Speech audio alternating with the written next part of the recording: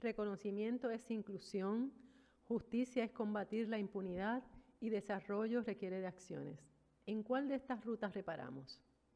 Les saludo desde Puerto Rico con mucho afecto y solidaridad en estos días que se celebra el Día para la Eliminación de la Discriminación Racial. Saludo a mis compañeros panelistas y participantes. Había querido utilizar como comentario inicial a este encuentro las 3 palabras que sustentan el decenio de los afrodescendientes y como punto de partida para algunos comentarios: reconocimiento, justicia y desarrollo. Las hemos acuñado como un mantra y casi utópicamente. Hemos pensado que todo el reconocimiento, la justicia y el desarrollo de los pueblos afrodescendientes a partir de Durban emergerían de tantos siglos de invisibilización, discriminación racial e inequidad. Tenemos suficiente con las historias ancestrales y contemporáneas para exigir con mayor empeño ejecutar con acciones los postulados de la UNESCO y las resoluciones. Sin embargo, no me distanciaré de la esperanza y la buena voluntad de muchos, como Casa de las Américas y estos foros que nos ubican ante las realidades y los desaciertos comunes. En ocasiones, cuando partimos del individualismo, en cierta medida nos alejamos de una transformación colectiva, independientemente de nuestras intenciones. Ahora se suman muchas personas que han asumido desde su propia experiencia y empatía un reconocimiento a reconsiderar seriamente el discrimen racial y sumarse al antirracismo sin ser fenotípicamente negros o negras. Creo que eso se lo debemos precisamente a este decenio en el cual muchos, de manera individual, sí, de manera colectiva, sí, de manera institucional, sí, han determinado aportar e involucrarse. Y no solamente aportar, sino que también reparar desde sus respectivas posiciones de poder, incorporándonos a la mesa. Justamente ayer conversaba con varios estudiantes en un curso que ofrecemos en la Universidad de Puerto Rico y hablamos de la poesía negrista, afro-mulata. Ese era el puente para poder acercarnos a las escritoras mujeres negras que escriben literatura desde su experiencia, para poder entender la literatura afrodescendiente y la poesía negrista, como muchos le llaman. Tuvimos que regresar al pasado acercándonos a nuestros poetas como Luis Pález Matos, como Nicolás Guillén y otros que dieron inicio a esa corriente de poesía negrista. Particularmente hacer una correlación entre Guillén mulato y un nuestro Palés blanco que se acercaba a todo el espectro de la cultura africana porque tenía una nana negra, Lupe. Y es importante mencionarlo porque fue la manera en que los estudiantes comprendían que la historia de los pueblos africanos no surge del furor del decenio, no es una historia reciente, que la riqueza ancestral africana tiene su más importante vertiente desde la oralidad de otros poetas juglares. Por supuesto, ese enlace nos llevó a la importancia del reconocimiento. Porque ese reconocimiento desde la literatura implica precisamente la inclusión de ese legado africano en las artes y el canon. Para muchos no es necesario, pero cuando el pensamiento antirracista emerge, reconocen la importancia de ese legado que no se reconoce. Y esa es la justicia que necesitamos, la justicia para que no se continúe invisibilizando en los espacios las aportaciones de los afrodescendientes en todas sus vertientes. De igual manera, necesitamos la justicia y distanciarnos de actitudes indiferentes que fomentan la impunidad. Y ese es un trabajo de todos, no es de un grupo étnico. Podemos verlo en las luchas civiles que se libran en los Estados Unidos, pero igualmente en nuestro Caribe y Latinoamérica. Muchas injusticias sociales y actos discriminatorios que requieren de políticas públicas verdaderas, que serán las mismas que promulgarán el desarrollo y es una manera de reparar. Y en un tono más esperanzador, puedo mencionar que para poder reparar y darle a nuestros pueblos lo que necesitan, para desarrollarse apuesto y sigo apostando a la educación. Me preocupa muchísimo que seamos el objeto de estudio, que seamos la razón por la cual se acceden a propuestas, a fondos, a investigaciones, pero me pregunto cada vez que entro a la universidad, cada vez que comparto con estudiantes y con compañeros, ¿dónde es que se abre la puerta del acceso? ¿Dónde se flexibiliza la entrada para poblaciones que nunca han podido acceder?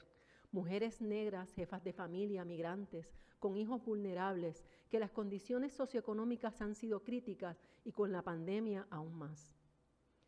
Que tienen la capacidad para estudiar, pero que las propias instituciones públicas se resisten a entender las dificultades que les acarrean para llegar y entrar. Todavía no han logrado entender que la pobreza sí tiene color y género. Parecería que estamos en Europa, en donde en siglos pasados se nos miraba como algo raro, un objeto de estudio científico, pero nada más que eso. No podemos hacerlo desde nuestra posición docente ni como individuos si no se involucran las instituciones y los gobiernos. Reparar requiere de acciones concretas en beneficio de los marginalizados. El acceso a la educación es fundamental. Y en ese sentido debo anunciar y comentar que en Puerto Rico hemos avanzado, a pesar de nuestra situación colonial territorial. Nos hemos movido a mostrar como puertorriqueños la importancia y la necesidad de reconocer a los afrodescendientes. Por ejemplo, estamos trabajando directamente con el Departamento de Educación de Puerto Rico en la preparación de una guía antirracista. Es decir, que los maestros tendrán una herramienta viable para detener contenido racista desde la confección de sus currículos, en los materiales y en los libros a los cuales acceden los niños y las niñas. Además, actualmente contamos con un programa radial que se llama Negras y que se transmite a través de la emisora universitaria Radio Universidad todos los viernes a las 3 de la tarde, en el cual se discuten algunos temas que no se discutirían en una emisora radial comercial. Es un programa que ha tenido un auge importante y sobresaliente en el que se reconoce de forma interdisciplinaria el rol de las mujeres negras y mulatas puertorriqueñas en la sociedad. Este programa es parte de la iniciativa del colectivo ILE, que tiene una agenda antirracista muy amplia y proyectos innovadores en los cuales participo. Debo resaltar la creación de una concentración menor en estudios sobre afrodescendencia que surge de la Facultad de Estudios Generales de la Universidad de Puerto Rico en Río Piedras, liderada por el doctor Carlos Sánchez Zambrana, decano. Un proyecto en el cual estuvieron involucrados muchísimos profesores que llevaban años impulsándolo. Ahora contamos con fondos destinados para esos fines que permitirán la implementación de un programa completo desde varias vertientes de investigación sobre la afrodescendencia. En todo ese esfuerzo convergen las doctoras Doris Quiñones, Mayra Santos y Mayra Elba Torres. Eso es reconocimiento. Se hace justicia y se desarrollan los saberes ignorados dentro del mundo académico. Este año la Universidad de Puerto Rico se celebrará también el tercer Congreso de Afrodescendencia durante el mes de noviembre. Ya se han publicado las ponencias del primer congreso y están disponibles. ¿Vendrán otras? Se acumula con ella material para investigaciones. Y más allá de la academia, hay iniciativas como la Cátedra de Mujeres Negras que dirige la profesora Yolanda Arroyo, promulgando la literatura negrista entre escritores antirracistas. Tan reciente como este año ha entrado al Senado de Puerto Rico la licenciada Ana Irma Rivera Lacén, quien fuera la primera mujer negra presidenta del Colegio de Abogados y Abogadas de Puerto Rico, y se coloca en la legislatura de Puerto Rico como una voz firme y reconocida en pos de políticas públicas a favor de los afrodescendientes. Paralelamente a estos esfuerzos que reparan la imagen y el reconocimiento afro, proyectos como Tacuafán, Taller Cultural Afroantillano, que persigue crear un centro Schomburg en Puerto Rico y que dirige Víctor López. Y recientemente la doctora Marta Moreno promueve el corredor afro en el sector Piñones Loíza, que se complementa con COPI, la Corporación Piñones se integra, dirigida por la doctora Maricruz Clemente. En las artes destaco al profesor Roberto Ramos Perea, dramaturgo y director del Instituto Alejandro Tapia y Rivera, donde una de sus iniciativas va dirigida al rescate de la cultura afro con proyectos que resaltan a los intelectuales negros y negras puertorriqueños. Estoy segura que hay muchas otras que convergen paralelamente y que no me alcanza el tiempo para reconocerlas, pero las reconozco en el día a día. En la prensa hay nuevas voces, en las redes sociales hay grupos que no temen señalar el racismo. Resurgen los antirracistas, pero resurgen no solo de las filas de los evidentemente negros, sino que de muchos otros puertorriqueños. Y creo que debemos ese despertar y conciencia en grande medida a lo que pasó en Durban y lo que ha pasado siempre. Por eso no hemos terminado. Esos versos que me estremecen cada vez que los leo del maestro Rogelio Martínez Furé, quiero leerlos para terminar. Ikiri Ada, Ogun Alada Meji, Ikiri Ada. Los derechos no se mendigan, se conquistan con el filo del machete.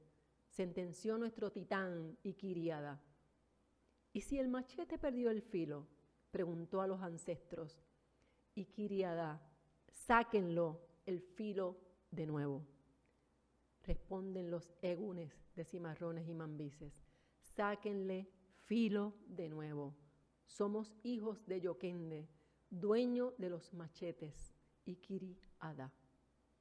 Muchas gracias.